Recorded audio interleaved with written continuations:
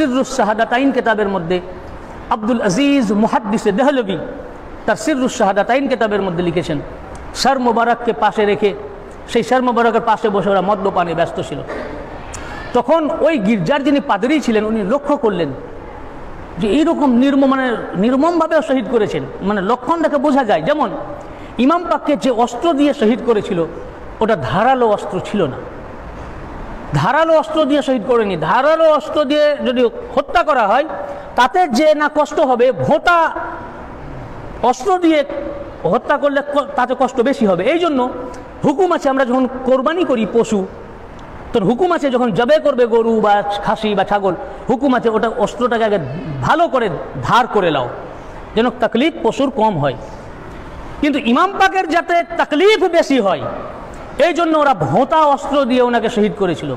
এবং এমনই ভোঁতা যে এরকমভাবে কাটেনি, ওটা খাঁজ খাঁজ খাঁজ খাঁজ হয়ে গেছিল। যখন ওনার সর মুবারককে বিচ্ছিন্ন করেছিল তো সর মুবারকে ও গোশতগুলো খাঁজ খাঁজ খাঁজ খাঁজ হয়েছিল। এই দেখে তারা বুঝেছিল যে এনাকে ভোঁতা অস্ত্র দিয়ে কতল করা হয়েছে এবং খুব কষ্ট দিয়ে শহীদ করা হয়েছে। এবং তাদের চেহারা মুবারক এবং পরিবারের ফ্যামিলিদের চেহারা দেখে বুঝলেন সেই পাদ্রী যে এরা খুব সম্ভ্রান্ত পরিবারের, তাদের চেহারা মুবারকে তো সম্ভ্রান্তের ছাপ আছে, দেখলেই বুঝতে পারবে যতই ধূসর চেহারা হোক। তখন পাদ্রী এসে জিজ্ঞাসা করলো যে তোমরা যাকে হত্যা করেছো ইনি কে? তখন বললো ইনি হচ্ছেন আমাদের নবী মুহাম্মদ মুস্তাফা সাল্লাল্লাহু আলাইহি ওয়া সাল্লামের নাতি ইমাম হুসাইন, আর এনারা হচ্ছেন তার সব পরিবার যত কয়েদি। আর এই 72 এনারা ওই পরিবারের এবং তার সঙ্গী সাথী। তখন উনার শরীরে শিহরণ জেগে উঠল, উনি কেঁপে উঠলেন পাদ্রী, বলেন ধিক তোমাদের ধর্মের উপরে, তোমার ইসলামের উপরে, তোমরা যার কলেমা পাঠ করেছো তাঁরই কলমা পড়ে তাঁরই নওয়াসা এবং তার সমস্ত পরিবারকে হত্যা করেছো এবং কিছু পরিবারকে তোমরা কয়েদি বানিয়েছো। দেখুন সে মুসলমান নয়, সে ইহুদি, তার হৃদয় কেঁপে উঠলো, কলমা পাঠ করে এ মুসলমানের হৃদয় কাঁপলো না ওনাদেরকে শহীদ করতে।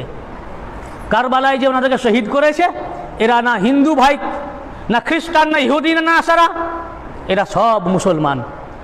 তারপর বলল সেই পাদ্রী, উনি বললেন যে ইমাম হুসাইন আলাইহিস সালামের সর মুবারক এক রাতের জন্য আমাকে দিবে, রাতের পরে আবার ফেরত দিয়ে দিব, এর বিনিময়ে তোমাদেরকে 10,000 দিরহাম আমি দিব। ওরা তো দুনিয়া পূজারি ছিল, দেখলো 10,000 দিরহাম পাওয়া যাবে, রাজি হয়ে গেল। উনি সে সর মুবারক নিয়ে একটি কক্ষের মধ্যে খুব ভালো করে যত্ন করে রাখলেন। আর আহলিয়া পাকদের জন্য জাইনুল আবেদিন আলাইহিস সালাম থেকে শুরু করে জাইনাব আলাইহিস সালাম, সাকিনা আলাইহিস সালামের পুরা খানদান পাকের জন্য ওনার পুরা বাড়িকে খালি করে দিলেন। ওনার ঘরের ফ্যামিলিকে বা অন্যদিকে সরিয়ে পুরা ঘরকে খালি করে দিয়ে সেই ঘরে ওনাদেরকে রাখলেন। আর ওই গির্জার যে খাদেম ছিল তাকে বললেন সারা রাত তুমি ইনাদের খেদমতে নিয়োজিত থাকো। আর জাইনাব আলাইহিস সালামকে বললেন যে রাতের মধ্যে যা কিছু আপনাদের প্রয়োজন হবে আমাকে কিন্তু অনুগ্রহ করে জানাবেন, আমি যতটা পারবো আপনাদের চাহিদা পূরণ করার চেষ্টা করব। এরপর ঘরের মধ্যে সেই পাদ্রী ওই সর মুবারকটাকে নিয়ে গোলাপ পানি দিয়ে গোসল পাক দিলেন, আতর লাগালেন, রক্তগুলো আগে মুছে দিলেন, পুরো চেহারা মুবারক রক্তে পূর্ণ হয়েছিল, ধুলো বালি রক্ত সব সাফ করে পরিষ্কার করলেন, আতর লাগালেন, কর্পূর দিলেন, তারপর সামনে রেখে উনি নওহা করতে লাগলেন। মুসলমান হত্যা করছে আর ইহুদি খ্রিস্টানরা মাতাম করছে। সারা রাত কাঁদলেন, সর মুবারককে নিয়ে নওহা করলেন, কাঁদলেন, মার্সিয়া করলেন। ভাই আমরা আশুরা পাকে কাঁদি তো আমাদের উপরে ফতোয়া আসে, দেখুন গায়ের মুসলিমের কাছে শিখুন। এর নতিজা কি হলো? কোরআন পাকে আয়াত পাক আছে, যারা শাইরুল্লাহর তাজিম করে আল্লাহ পাক তার হৃদয়ে তাকওয়া ভরে দেন, খোদা ভীতি ভরে দেন, তার ঈমান নসিব হয়ে যায়। আহলে বাইত পাকের মুহাব্বত একজন যদি মুশরিকের হৃদয়ে চলে আসে, খোদার কসম ততক্ষণ পর্যন্ত ওই মুশরিকের মৃত্যু হবে না যতক্ষণ পর্যন্ত সে ঈমান লাভ না করবে। কারণ আহলে বাইত পাকের মুহাব্বতে ঈমান। যদি একজন মুশরিক কাফের বেদিন যদি আহলে বাইত পাকের মুহাব্বত করে তো তার ততক্ষণ পর্যন্ত মৃত্যু হবে না যতক্ষণ তার ঈমান না আসবে। মুহাব্বতই তো ঈমান, তখনই ওর ঈমান হয়ে যাবে। আর একজন মুসলমান 5 ওয়াক্ত নামাজি, কপালে ঘাট্টা, সে এত রোজা রেখেছে, কুজো হয়ে গেছে, তার হৃদয়ে যদি আহলে বাইতের মুহাব্বত না থাকে, ও মুসলমান না, ও ইসলাম থেকে খারিজ। সে একজন ইহুদি, আহলে কিতাব, তখন সে কাফের। ইসলাম আসার পর এরা সব কাফির, ইহুদি নাসারা সব কাফির, এনারা কাফির। কিন্তু যে ইমাম পাকের তাজিম করলেন, শ্রদ্ধা করলেন, ভক্তি করলেন, আর এ দৃশ্য দেখে সমস্ত আহলে বাইত পাকের বন্দীগণ যে ঘরের মধ্যে ছিলেন, তারা সারা রাত ধরে ওই পাদ্রীর জন্য দোয়া করলেন যে এ আমাদেরকে সাহারা দিয়েছে।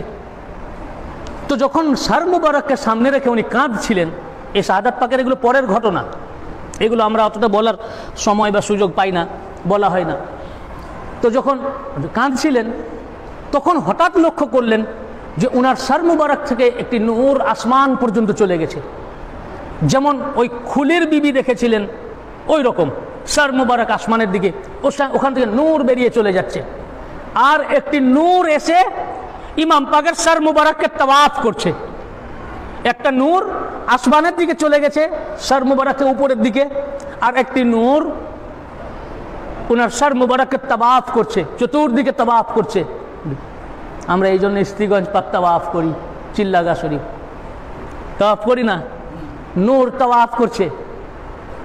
এ দৃশ্য দেখে উনি এমন মানে বিগলিত হয়ে পড়লেন এবং আবেগ চলে আসলো।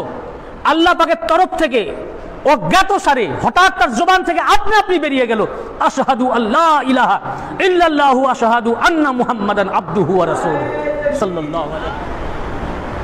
কালেমা পাঠ হয়ে গেল, কারণ ঈমান তো এসে গেছে, কালেমা পড়ার আগেই ঈমান এসে গেছে। বা জাহের কালেমা পড়া হচ্ছে শরীয়ত, আল্লাহ পাক ওটাও বার করিয়ে নিলেন। তারপর তিনি দেখলেন আমি তো একজন মুমিন মুত্তাকি, আমার এখানে থাকাটা ঠিক নয়। উনিও ইমাম পাকের ওই কাফেলার সফর সঙ্গী হয়ে গেলেন, সাথে সাথে উনিও সিরিয়া পর্যন্ত গেলেন।